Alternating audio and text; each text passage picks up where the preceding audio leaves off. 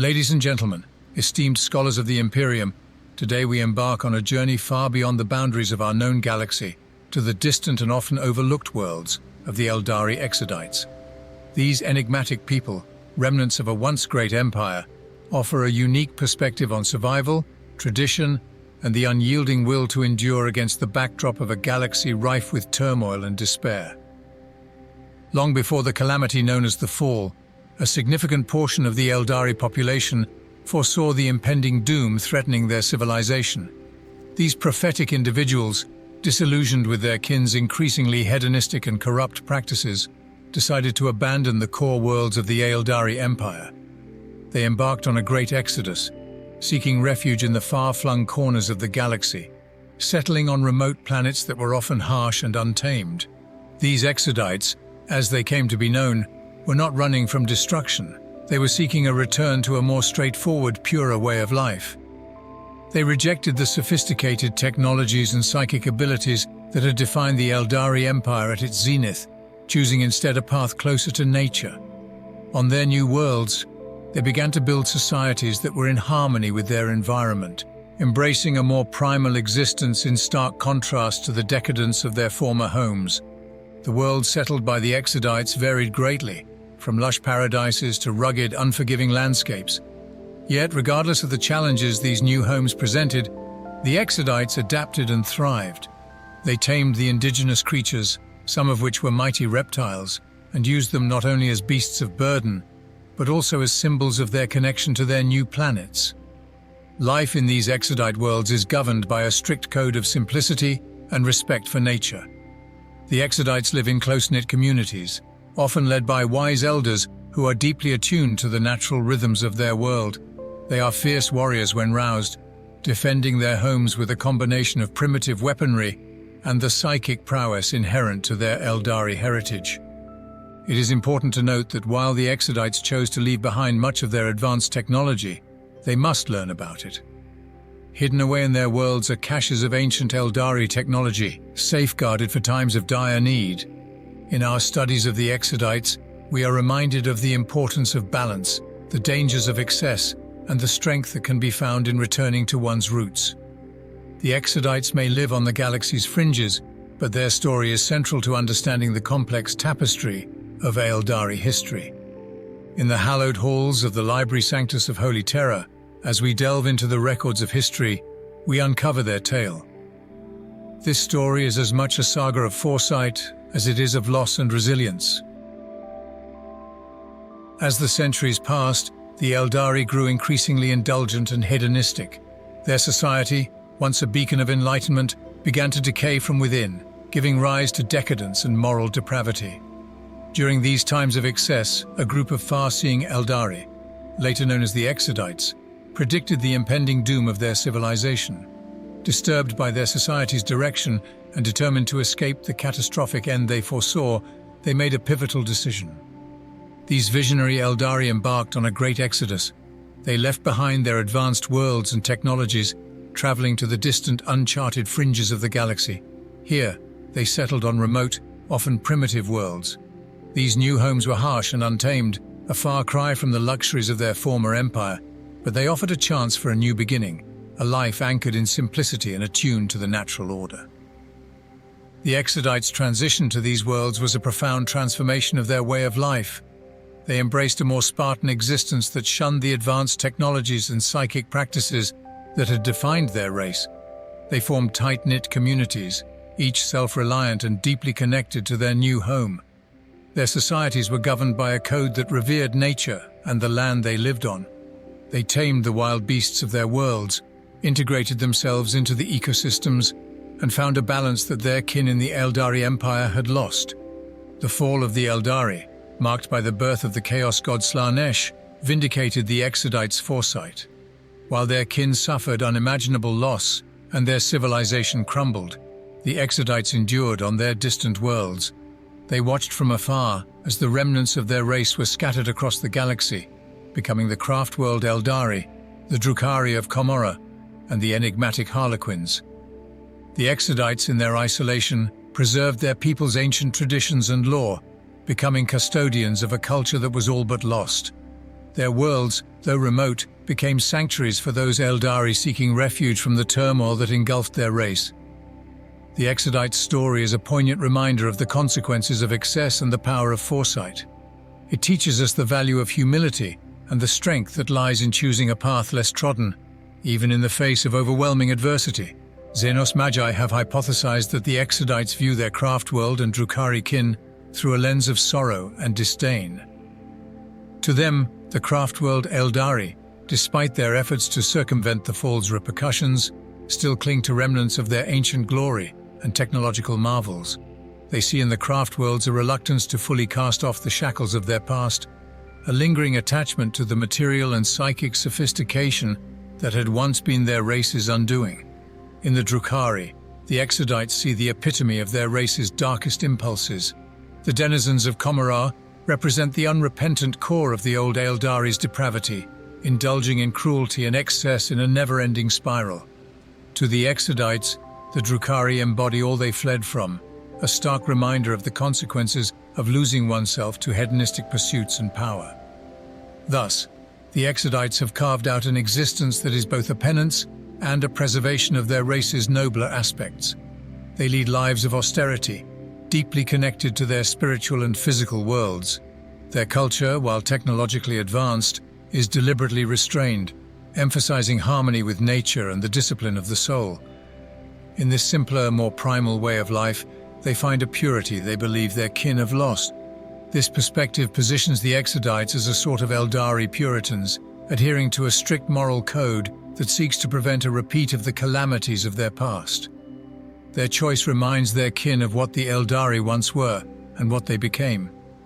The Exodites live as a testament to a path not taken, a road less traveled that speaks of humility, connection to the land, and above all, a profound sense of responsibility for the legacy of their once great civilization. I have often pondered the Exodites' choice and its implications in my studies. They represent a fascinating case of cultural and spiritual preservation, a self-imposed exile that speaks volumes about the complex tapestry of Aeldari identity. At the heart of their culture is their deep connection to the world spirits of their planets. These world spirits are not abstract entities, but integral to the Exodites' understanding of their environment and themselves. This connection is cultivated through a spiritual practice that respects and nurtures the land, ensuring a symbiotic relationship between the planet and its inhabitants. The Exodites live in small, self-sufficient communities, often centered around a communal hall. They are the heart of Exodite life, serving as places for collective decision-making, celebration, and the passing down of traditions. The leadership within these communities is not based on hereditary rights or martial prowess, but on wisdom and the ability to interpret the needs and moods of the world spirit. In stark contrast to the advanced craft worlds of their kin, the Exodites embrace a simpler way. They have shunned the advanced technologies that led to the downfall of their empire, instead relying on tools and practices that harmonize with their environment. This, however, does not imply a lack of sophistication. Their craftsmanship in both the mundane and the martial is of exceptional quality, imbued with both aesthetic beauty and practical functionality. Contrary to popular belief within the Imperium, the Exodites are not a monolithic culture, bound by a single set of traditions or beliefs. They are diverse peoples scattered across numerous worlds, each shaped by their adopted planet's unique environments and challenges. This diversity is critical to understanding the adaptability and resilience of the Aeldari race. Yet it also underscores a fundamental aspect of the Exodite society, their lack of a unified identity.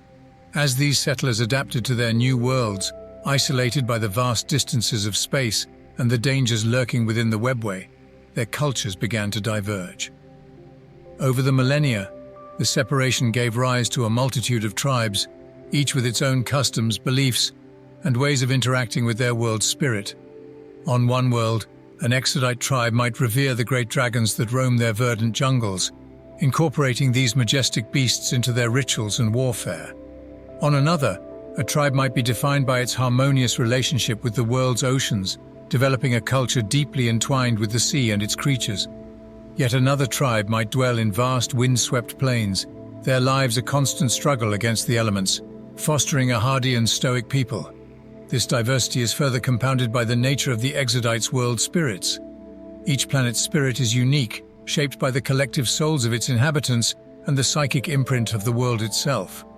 As such, the relationship each tribe has with its world spirit is profoundly personal and deeply spiritual, varying significantly from one Exodite community to the next. Despite their common heritage and shared goal of preserving the purity of their souls, the Exodites do not form a cohesive political or military entity. They are bound together by their shared ancestry and the collective trauma of the fall. But beyond that, each tribe is its own sovereign entity, often separated by light years and insurmountable differences in culture and tradition. For the Imperium, interacting with these different Exodites would be like you or me discussing the similarities between a citizen from Fenris and Talon. The world spirit is not a spiritual concept, but a tangible force, an animistic presence that permeates every rock, river, and blade of grass on the Exodites' cherished worlds. It is a psychic gestalt, a sum greater than its parts, akin in nature and function to the infinity circuits that cradle the souls within the craft worlds. When an Exodite departs from the mortal coil, their soul seamlessly merges with this world spirit, a ritual of cosmic significance that spares them from the insatiable hunger of she who thirsts in the warp. This fusion is not just an act of preservation, but a continuation of existence in a different form, a joining with the planet's very essence. Central to the world spirit's existence is its physical manifestation, a network of menhirs, obelisks, and stone circles, known collectively as the World Shrine. Scattered across the Exodite worlds, these structures are not mere monuments, but conduits of psychic energy, crafted from psychoactive crystal that resonates with the planet's life force. These shrines stand as physical anchors for the world spirit, allowing it to manifest and interact with the living. These sacred sites are revered by the Exodites, held in awe for their connection to the essence of their world. Here, amidst the ancient stones, psychically attuned Aeldari, especially Farseers, can commune with the world spirit. Through meditation and psychic rites, they can tap into the vast reservoir of wisdom and power held within, gaining insights that span the ages or drawing upon the world spirit's strength to protect their home. Their choice to forsake the advanced technology of their kin, opting for a seemingly simpler existence on their maiden worlds, often perplexes my fellow scholars. However, to assume that the Exodites are technologically primitive would be a grave misjudgment. Indeed, while the Exodites eschew the more ostentatious and arcane devices of the craft world Aeldari, they retain a deep understanding of advanced technologies. Their society, rooted in tradition and a profound connection to their planets, harmonizes their sophisticated knowledge with their environment. The Exodites' understanding of psychoactive crystalline technology is evident in their construction of world shrines, towering menhirs and stone circles that serve as anchors for the world spirit's psychic energies. These monuments are more than mere cultural relics. They are sophisticated constructs that maintain their world's spiritual and psychic equilibrium.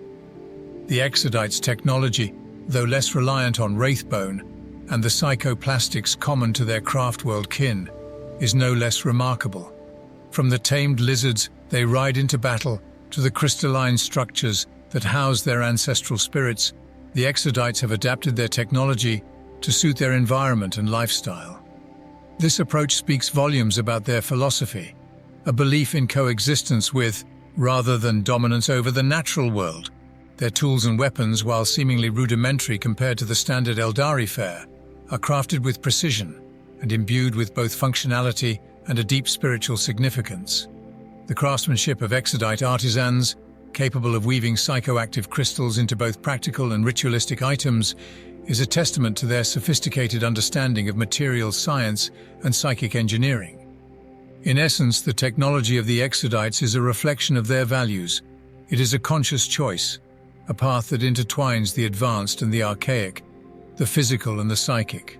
Their technology is not a step backward, but a different trajectory, one that prioritizes harmony with their world and the preservation of their culture.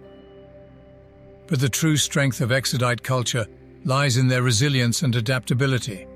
They have weathered the storm of the galaxy's turmoil by forging a sustainable and balanced society, They understand that their survival is intertwined with the health of their planets, and this understanding shapes every aspect of their lives. They represent a path less traveled, a reminder that advancement and power need not come at the expense of harmony with the natural. Their culture is a toast to the enduring spirit of a race that once stood on the brink of annihilation, yet found renewal in the embrace of their ancient roots. Of course, one could argue that they have gone too far, but as with all things, balance is difficult to achieve. They have developed a form of warfare that is intrinsically tied to their environment. Central to their mode of war is the use of the mighty dragons, colossal beasts native to their worlds. The Dragon Knights, as they are known, form the elite cavalry of many Exodite worlds, charging into battle with a ferocity and grace that is awe-inspiring. These knights, clad in armor that is both ornate and functional, wield lances and swords that resonate with ancient craftsmanship. But the Exodites' way of war extends beyond the prowess of their Dragon Knights. They are masters of guerrilla warfare, using their intimate knowledge of their homeworlds to their advantage. The dense forests, rolling plains, and rugged mountains of their worlds are not mere backdrops to the Exodites. They are integral to their defensive strategies. Ambushes, hit-and-run tactics, and the use of the terrain to funnel or misdirect enemies are hallmarks of their approach to combat. Furthermore, they possess a deep understanding of the rhythms and cycles of their planets. They know when and where to strike, not just based on tactical considerations, but also on the alignment of celestial bodies and the ebb and flow of their world spirits. This almost mystical aspect of their warfare often leaves their enemies bewildered and struggling to adapt. Despite their rejection of advanced technology, they are not primitive. Their weapons, though simpler in design than those of their craft-world kin, are nonetheless deadly and reliable. Crafted to last generations, these weapons are imbued with the essence of their world spirits, making them more than mere tools of war. The Exodites do not wage war lightly. When they fight, it is in defense of their homes, their way of life, and the sacred balance they maintain with their world spirits. Their battles are fought with solemnity and reverence, each death mourned, each victory a testament to their resilience and their deep connection to their worlds. Throughout the millennia, the paths of the Imperium and the Exodites have indeed crossed, often with catastrophic results. One such encounter took place on a verdant maiden world, where an Imperial expedition seeking new planets for colonization stumbled upon an Exodite community. Unaware of the planet's inhabitants and their significance, the Imperium's forces began their terraforming processes. The Exodites responded with fierce resistance, perceiving this as an existential threat to their world spirit. To the Imperial settlers, the sudden, violent pushback from a seemingly primitive civilization was unexpected and bewildering. In the ensuing conflict, the Exodites demonstrated their understanding of their environment, launching guerrilla attacks and using the terrain to their advantage.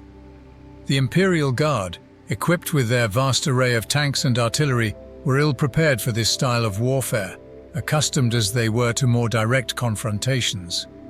The battle raged, a brutal clash of ideologies and ways of life. There have also been instances where the Exodites and the Imperium's forces have found themselves unwilling allies, united against a familiar foe. Such was the case during an Orc invasion that threatened both an Exodite world and an adjacent Imperial system. In this rare instance, the Exodites and a contingent of the Astra Militarum found themselves fighting side by side against the Green Tide. Though there was little love lost between them, necessity forged a temporary bond, and both sides gained a grudging respect for the other's martial abilities. Yet, it is crucial to understand that the relationship between the Imperium and the Exodites is primarily defined by mutual incomprehension and hostility. The Imperium's expansionist agenda often places it in direct conflict with the Exodites' fiercely protected worlds. To the servants of the Emperor, the Exodites are obstinate Xenos, hindering the rightful spread of mankind. To the Exodites, the Imperium represents a catastrophic threat to the delicate balance they have nurtured on their worlds for generations. This divergence in lifestyle leads many craftworlders to view the Exodites as kin, who have sacrificed advancement for simplicity. They admire the Exodites' tenacity and their ability to thrive on frontier worlds, but there is an undercurrent of pity for what they perceive as a self-imposed limitation. In times of need, the Craftworlders do not hesitate to come to the aid of their Exodite kin, seeing them as part of the greater Aeldari family, albeit a branch that has strayed from the path of progress. The Harlequins, the mysterious warrior acrobats who serve the laughing god, Segarak, hold a more nuanced view of the Exodites. They see them as fellow players in the great cosmic drama, each faction representing different aspects of the Aeldari psyche and destiny. The Harlequins, who move freely among all Aeldari factions, often act as intermediaries and protectors, and they respect the Exodites for their choice to live in a manner they believe is true to their ancient roots. The Harlequins view the Exodites' connection to their world's world spirits as an essential aspect of the Aeldari's spiritual journey, and they often aid the Exodites against threats, both physical and metaphysical. The Drukhari, infamous for their cruelty and sadism, are a people lost to the darkest depths of hedonism and depravity. In their eternal quest for sensation and power, they have strayed far from the ancient paths of their ancestors, indulging in practices that most would find abhorrent. To them, the Exodites represent everything they have forsaken: purity, connection to nature, and a life lived in harmony with the world around them. In the eyes of the Drukhari, the Exodites are nothing but primitive relics, adherents to a way of life that is not only outdated, but also pitifully weak. The Exodites' rejection of the technological advancements and the martial prowess that the Drukhari have mastered is seen as a willful embrace of ignorance and insignificance. Moreover, the Drukhari view the Exodites' connection to their world spirits with a mix of scorn and bemusement. To the Drukhari, who have long since abandoned any semblance of spiritual belief, such practices are superstitious folly. They see the Exodites' reverence for their planet's spirit as a quaint, almost childish adherence to fairy tales. In their eternal cynicism, the Drukhari are incapable of understanding the profound connection the Exodites share with their worlds, a bond that is both psychic and deeply personal. Living on the fringes of the web of fate woven by their Craftworld kin, the Exodites have carved out a niche existence on the Maiden Worlds, those lush paradises. There they have chosen a simpler, more harmonious way of life, in stark contrast to the technologically advanced, yet spiritually burdened existence of their Craftworld and Drukhari relatives. The Exodites' deep connection to their planets, their world spirits, and their ancient ways speaks to a yearning for purity, a desire to return to roots uncorrupted by the decadence that led to their race's downfall. In studying the Exodites, we see a reflection of our own humanity's struggle against the temptations of power and the dangers of losing ourselves in the pursuit of hedonistic excess. The Exodites remind us that sometimes, in the face of overwhelming darkness, the simplest path, one of harmony with our surroundings and respect for tradition, might be the most profound. Yet let us not forget the hard truth that the Exodites' way of life, noble as it might seem, is constantly under threat.